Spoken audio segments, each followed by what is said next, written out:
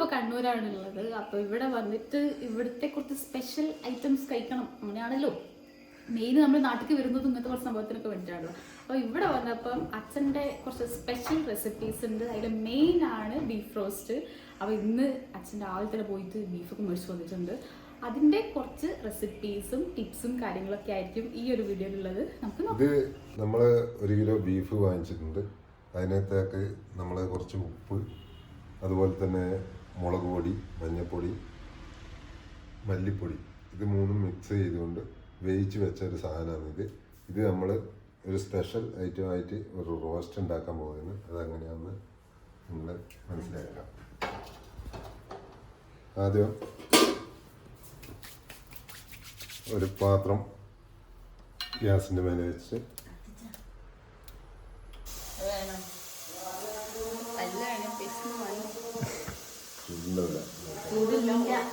കഴിച്ചോക്ക്. മോശമാണെങ്കിൽ ആദ്യം മരുമോക്ക് വെച്ചോട്ടെ.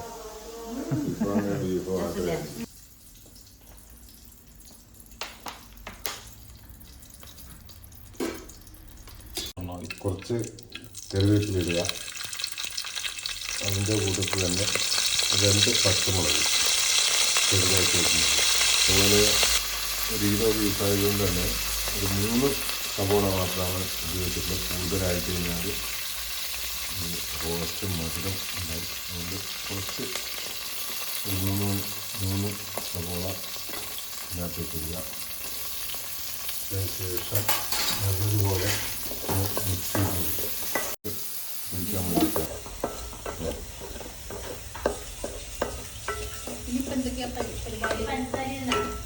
ഇത് വീട്ടിലാണ്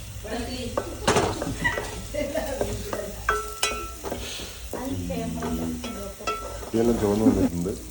അപ്പോൾ നമ്മളിത് വേവിച്ച് വെച്ചതാണ് ബീഫ്.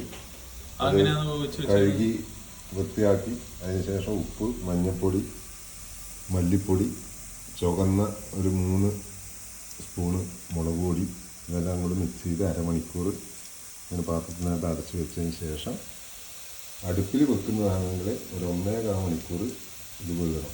കുക്കറിലാണെങ്കിൽ ഒരു 4 വിസിൽ 5 വിസിൽ. ബീഫിന്റെ ഇതുപോലെ ഒരു കുക്കറിലാണെങ്കിൽ 4 5 വിസിലടിക്കുന്നത് വരെ.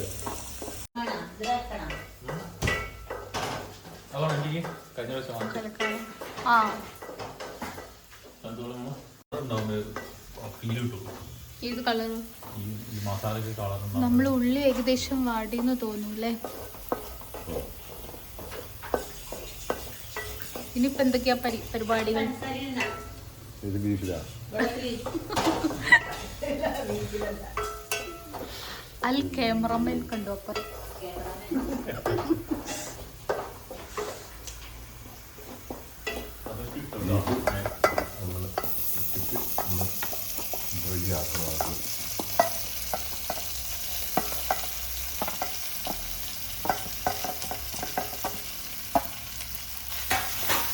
അതാ 2 പീസ്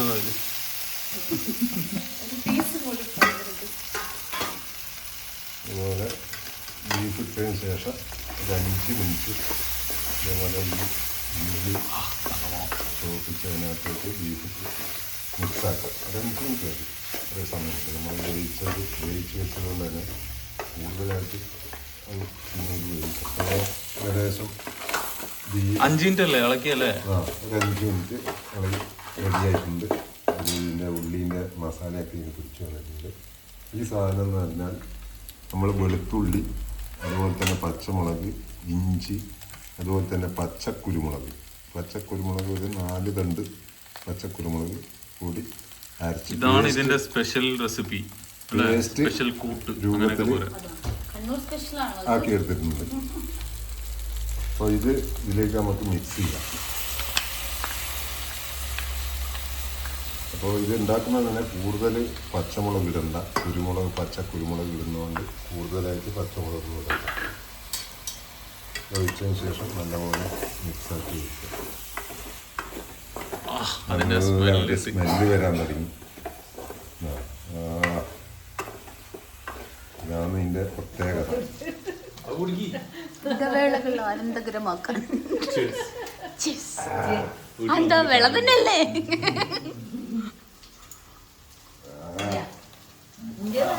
ശരിക്ക് സാധാരണ വിറകടുപ്പിൽ വെച്ചാൽ പൊളിക്കും. ഇതിലും നന്നായിട്ട് ഉണ്ടാവും. അടിപൊളി ടേസ്റ്റ് ആയിരിക്കും. ഒരു 5 മിനിറ്റ് അങ്ങനെ അടക്കെടുക്കട്ടെ. കൊള്ളോട്ടോ. ഏകദേശമായിട്ടുണ്ട്. ഇത് മസാല ഒഴിച്ചതിന് ശേഷം കുറച്ച് തീ കുറക്കണം. അതായത് ചിലപ്പോൾ ചില പാത്രം അടി പിടിക്കാനുള്ള സാധ്യതയുണ്ട്. അപ്പോൾ നല്ല കട്ടിയുള്ള പാത്രമാണെങ്കിൽ പ്രശ്നമില്ല. അതുപോലെ തന്നെ ഇനി ചേർക്കാൻ പോകുന്നത് തക്കാളി. 2 തക്കാളി പേസ്റ്റാക്കി എടുക്കുക. സാധാരണ ചില ആൾക്കാർ പുറത്തുനിന്ന് വാങ്ങിക്കുന്ന ടൊമാറ്റോ സോസ് ടൊമാറ്റോ സോസ് വാങ്ങിക്കൊടുക്കും. ചില ആൾക്കാർ ഉള്ളി ചോപ്പിക്കുന്ന സമയത്ത് പീസായിട്ടുള്ള ടൊമാറ്റോ ഇടും. അപ്പോൾ ഇത് ഒഴിച്ച് കഴിഞ്ഞാൽ നമുക്ക് ഇതിന് ചെറിയൊരു ഗ്രേവി പോലെ കിട്ടും. അതുകൊണ്ടാണ് ടൊമാറ്റോ മിക്സിയിൽ അടിച്ചിട്ട് ഒഴിക്കുന്നത്. അപ്പോൾ അതിനൊരു ചെറിയൊരു പുളിയും എല്ലാം കിട്ടും. അപ്പോൾ അത് ഒഴിക്കുക. നീ അഞ്ഞി കൊടുക്കുന്നുണ്ട്. കുറച്ച് സമയം ഇതിനകത്ത് അത് ഏകദേശം ആയി വരുന്നുണ്ട്. 2 മിനിറ്റ് നമുക്കിത് മൂടി വെക്കാം. ഓക്കെ, ഒരു ഫോട്ടോ എടുത്തോട്ടെ. നല്ല മണം വരുന്നുണ്ട്.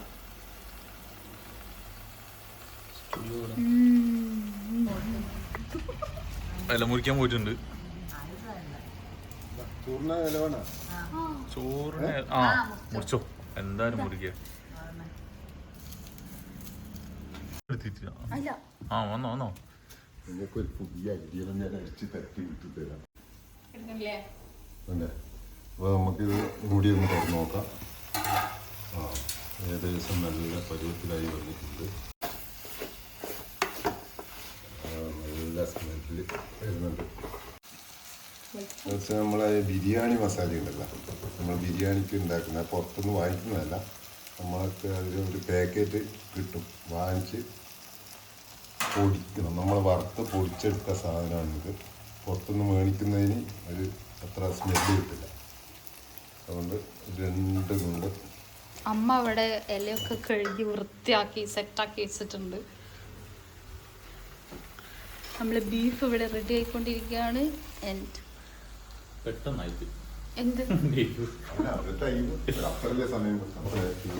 ഉപ്പുണ്ടോ നോക്കാൻ വേണ്ടി തന്നെ.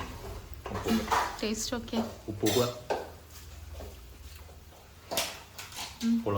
അച്ഛൻ വെയിറ്റിംഗ് ആണ്. റിയാക്ഷൻ അമ്പടെ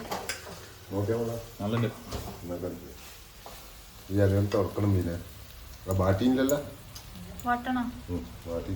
ഫസ്റ്റ് ആയിട്ടുണ്ട്. നമ്മൾ ഇനി വാങ്ങി വെക്കാൻ പോയിരുന്നു. വാങ്ങി വെച്ചതിന് ശേഷം നമ്മളെ സാധനം വാഴയില ഉണ്ടല്ലോ, വാഴയില നമ്മൾ ഒന്ന് ഗ്യാസിലോ അടുപ്പിലോ വെച്ച് വാട്ടിയെടുക്കുക.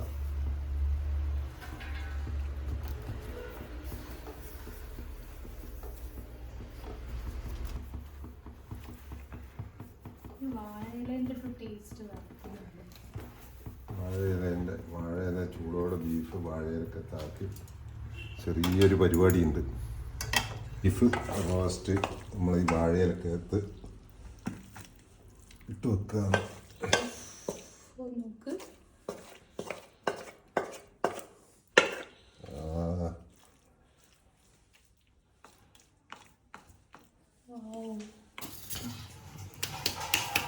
നമ്മൾ ഈ ബീഫ് ഇലക്കകത്തിട്ടല്ലേ, അപ്പോൾ ഇതൊന്ന് ഇതേപോലെ മടക്കി നല്ല വൃത്തിയായിട്ട് പൊതിഞ്ഞ് കഴിഞ്ഞതിന് ശേഷം നമ്മൾ ഇതേ പാത്രത്തിൽ വെക്കുക, അടുപ്പിൽ വെക്കുക. കത്തിക്കണ്ടല്ലേ? ആ പഴയ ചൂട് മതി. ഇതിൻ്റെ അകത്ത് മടക്കി വെച്ചതിന് ശേഷം മൂടി വെച്ച് ഒരു 10 മിനിറ്റ് അതേപോലെ വെക്കുക. അടുപ്പ് കത്തിച്ച് കഴിഞ്ഞാൽ ഇല മൊത്തം കീറിയിട്ട് കരിഞ്ഞ് മോശമാവും. അതുകൊണ്ട് ഇതേപോലെ വെച്ച് ഒരു 10 മിനിറ്റ് വെച്ചതിന് ശേഷം എടുത്തു കഴിഞ്ഞാൽ വളരെ നല്ലൊരു സ്മെല്ല് ആ വാഴയിലേൻ്റെയും മസാലേൻ്റെയും എല്ലാം കൂടെ കിട്ടും. നിങ്ങളൊന്ന് പരീക്ഷിച്ച് നോക്കുക. നിങ്ങളൊന്ന് പരീക്ഷിച്ച് നോക്കുക. ഇഷ്ടപ്പെട്ടാൽ ലൈക്ക് ചെയ്യുക. നമ്മൾ പറഞ്ഞ സമയം ഏകദേശമായി 10 മിനിറ്റ്. 10 മിനിറ്റ് കഴിഞ്ഞ് അതേപോലെ തന്നെ പുറത്തേക്ക് എടുക്കുക.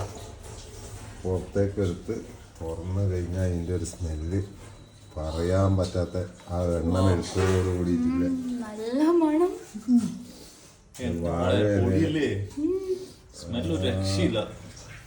വേണേല് നിങ്ങൾക്ക് ഇതിനകത്ത് 2 ഉള്ളി ഒരു ഇതും ഒരു ചെറുനാരങ്ങയും 2 ഉള്ളിയും കൂടെ ഇത് കട്ട് ചെയ്ത് വെക്കാം. ചെറിയ ഒരു ടേസ്റ്റ് ചെയ്യാൻ പോകുന്നുണ്ട്. ചൂടുണ്ടാവും.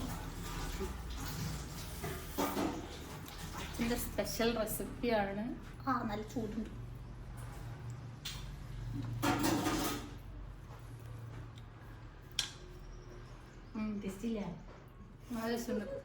അടിപൊളി. പ്രസാദം തിന്നുന്ന പോലെ അമ്മ തിന്നുന്നു.